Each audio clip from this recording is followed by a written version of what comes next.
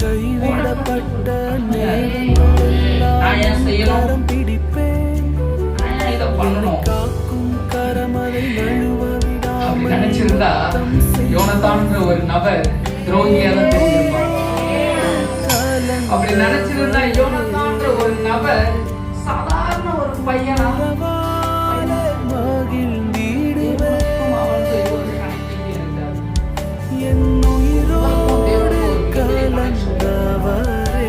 சித்தத்தை நிறைவேற்ற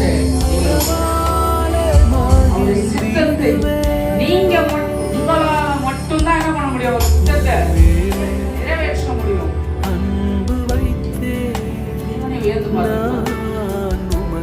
இப்படிப்பட்ட ஒரு